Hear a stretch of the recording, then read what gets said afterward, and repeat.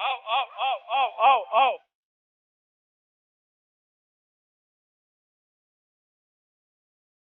अच्छा, इस कुंड के बारे में एक चीज कहा जाता है कि यहाँ पर बलि भी लगती है। तो उनको एक बार रोज की ली जाती थी, क्योंकि कोई आदमी अगर वचन हालता है तो ऐसा ही होता है।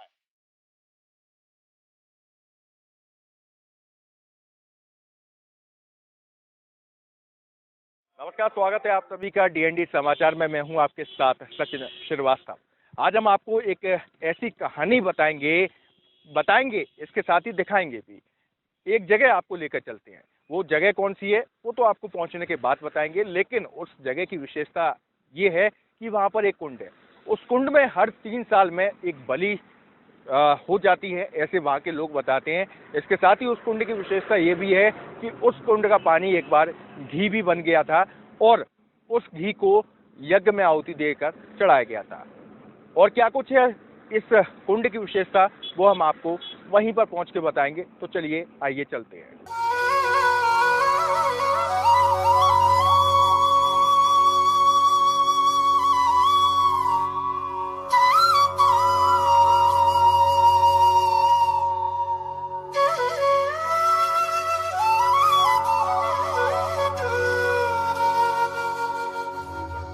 तो जिस स्थान के बारे में हमने आपको बताया था उस स्थान के बारे में कि ये पिछोर की कालिंदी सरोवर का स्थान है। इसके साथ ही आपको बता दें यहाँ पर बाबा कन्नरदास का मंदिर भी है और यहाँ पर एक कालिंदी सरोवर है जिसकी सुंदरता और उसकी भव्यता देखते ही बन सकती है। देख सकते हैं आप ये सुंदर नजारा, मानो ऐसा लगता हो कि ये किसी फिल्म का दृश्य हो। अपने आसपास के क्षेत्र में, डबरा के आसपास के क्षेत्र में ऐसा स्थान कहीं भी नहीं है। और क्या कुछ खास है इस स्थान के बारे में वो भी हम आपको आगे बताएंगे। तो देखते रहिए हमारा ये कार्यक्रम।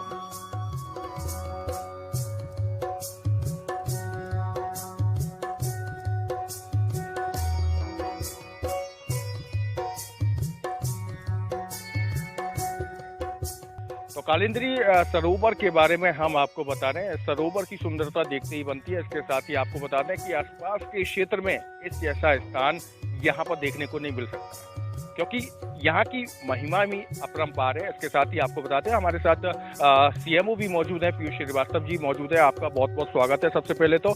और कालिंदी सरोवर की सुंदरता भव्य और रूप से हो इसके लिए आप क्या कुछ कर?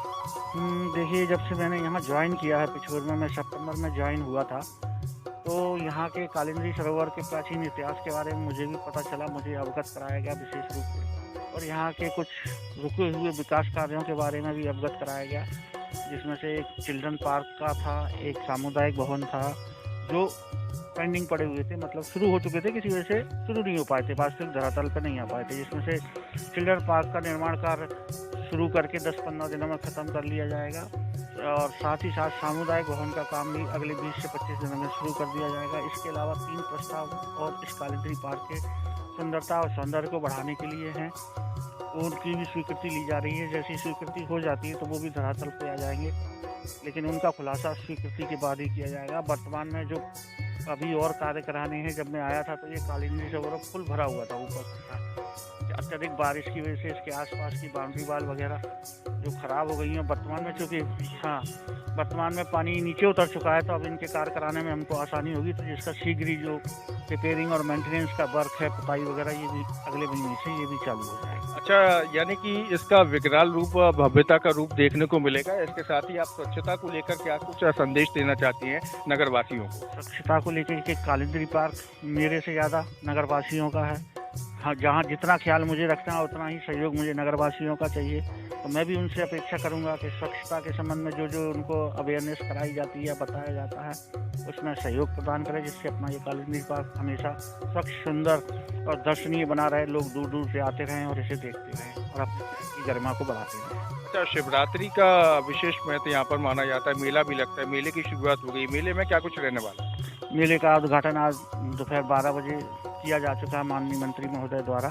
मेले में आज उद्घाटन का दिन था, कल से सांस्कृतिक प्रोग्राम हैं चालू हो जाएंगे जो शिवरात्रि तक रहेंगे और दिनांक 2 मार्च को इसका समापन किया जाएगा पुरस्कार वितरण के साथ। सांस्कृतिक कार्यक्रमों में बच्चों के, स्कूलों के बच्चों द्वारा कार्यक्रम, भजन कार्यक्रम और इसके अलावा मानस प्रवचन और शाम के समय रासलीला का आयोजन किया जाएगा। बिल्कुल अगर स्वच्छता को लेकर इस कुंड की, ना केवल इस कुंड की बात की जाए बल्कि पूरे एरिया की अगर बात की जाए तो सबकी जिम्मेदारी बनती है कि स्वच्छता जरूरी है और स्वच्छता आप अपने आप ही रखें, तभी जाकर पिछोर स्वच्छ होगा और सुंदर कालिंदी का भव्य नजारा भी आपको देखने को मिलेगा।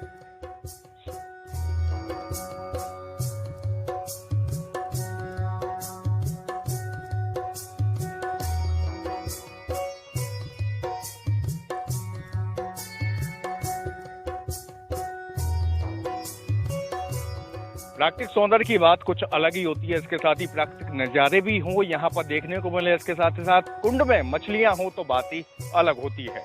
कुछ लोग इनको खाते हैं, कुछ दाना भी खिलाते हैं, हर प्रकार के अलग अलग लोग होते हैं, लेकिन यहाँ पर आके जो आपको आनंद की अनुभूति प्राप्त होगी वो अलग ही अनुभूति आपको देखने मिलेगी, क्योंकि डबरा और डबरा के आसपास के क्षेत्र में ये जैसा स्थान कहीं भी नहीं है। अगर पर्यटन के क्षेत्र की बात की जाए तो आप यहाँ पर आ सकते हैं, अपने परिवार के साथ आ सकते हैं और यहाँ पर पर्यटक हब बन जाएगा अगर आप ज़्यादा संख्या में आए, क्योंकि अगर बात की जाए तो लोग यहाँ कम आते हैं, लेकिन ज़्यादा से ज़्यादा आएंगे तो पर्यटक हब बनेगा, तो पिछोर वासियों को इसका लाभ भी मिलेगा। इसके साथ ही यहाँ पर और भी सुख सुविधाएं होनी चाहिए, वो आगे चल के जैसा कि अभी सीएमओ पीयूष श्रीवास्तव ने बताया कि और भी सुविधा यहाँ पर हो जाएंगी। तो कुल मिला के देखा जाए कि ये आनंद की अनुभूति और मानसिक शांति यहाँ पर इस स्थान पर देखने मिलती है। आप देख सकते हैं कितनी तादाद में यहाँ पर मछलियाँ हैं। गिनती करना नामुमकिन है, एक तरह से मुमकिन नहीं है, नामुमकिन है। देख सकते हैं तो अभी कुछ मात्र की है, एक किनारे की है ये समझ लीजिए, और इतना बड़ा भव्य कुंड है, उसमें न जाने कितनी मछलियाँ होंगी, उनकी बात ही अलग है, इसका अंदाजा भी आप नहीं लगा सकते हैं। तो देखा जाए कि अगर आप परिवार के साथ यहाँ पर आ सकते हैं, बहुत अच्छा, बहुत प्यारा स्थान है। मैं हमेशा अपने परिवार के साथ ही आता हूँ। आज ये वीडियो बनाने का एक उद्देश्य ये भी है कि अगर आप अपने आसपास के क्षेत्र में जाना चाहते हैं, घूम फिरना चाहते हैं, प्राकृतिक नज़ारे का आनंद लेना चाहते हैं, तो कालिंदी सरोवर से अच्छा कुछ भी नहीं।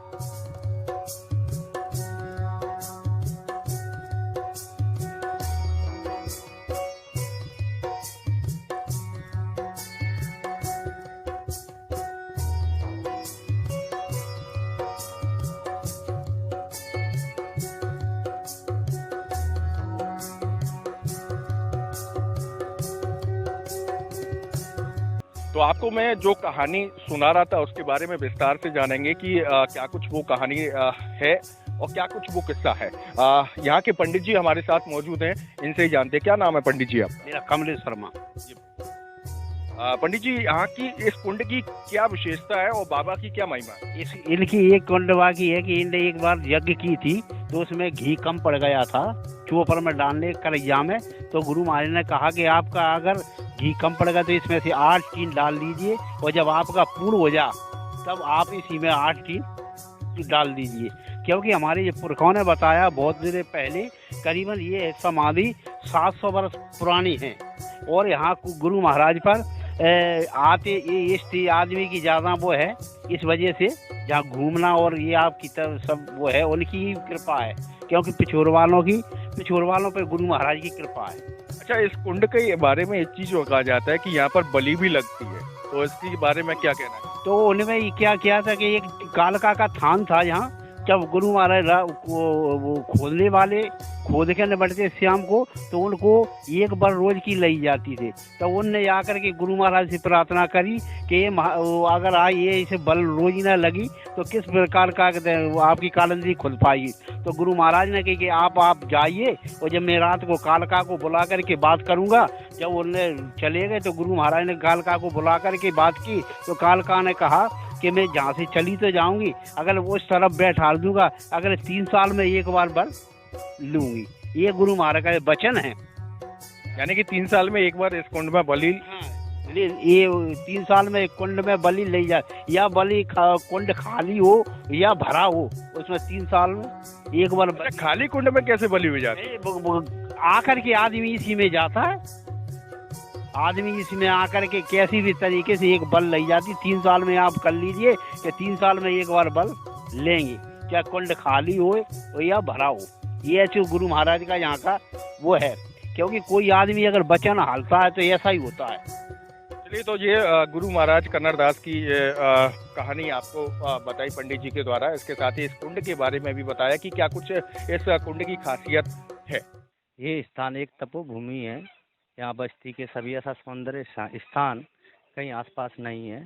सभी ग्रामीण के लोग भी यहाँ आकर अपना भावुकता रखते हैं और सभी कार्यक्रम यहाँ अच्छी तरह से किए जाते हैं।